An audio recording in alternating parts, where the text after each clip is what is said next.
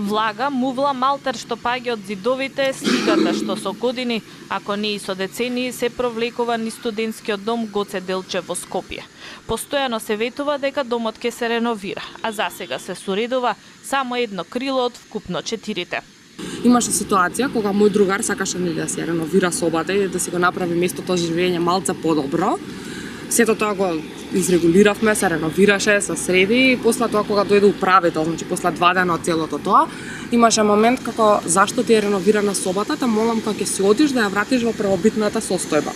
Значи реално според мене како човек тоа не беше окей затоа што таа соба во која он живее ја носи во подобри услови, а они бараат да се врати во првобитната, правиме муабет со мувла, влага, распаднати ѕидови и се останато. И од кога нели ја изреновиравме собата и се тоа, се јавија луѓе од домот као да, супер е, можеме сите да го направиме ова и јас знам уште 2-3 случаи кои сами на своја рака си ги средиле собите, но сите биле опоменати за после тоа. Минатиот викенд дождот повторно ја актуализираше состојбата во Гоце. Значи ова е делот уствари кај што е сега кој што чистат чистачкива. Таму ни пријавија уствари дека е прокиснат кровот. И сега 3-4 дена покасно го чистат. Ама колку дека има ефект, имам длабок сон околу тоа. Лифтовите ретко работат, па студентите пешачат и по 15 катови. Тоалетите се во страотна состојба, но сепак тоа не е најголемиот проблем. За нив на тој дел они веќе се навикнати. Значи тоа е страшно за мене како може еден човек, млад човек, студент да биде навикнат да живее во вакви услови, но они највеќе се жалат од храната.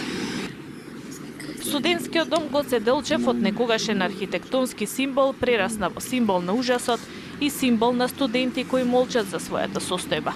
Од студентскиот пленум велат дека студентите ги мачи тоа во какви услови живеат, но дека стравот се уште постои.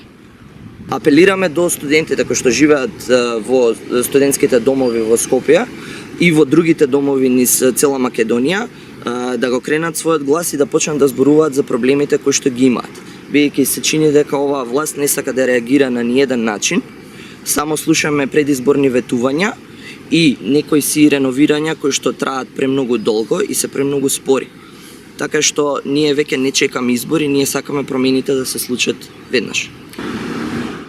Надлежните велат дека целосната реконструкција на домот ќе заврши во 2017 година.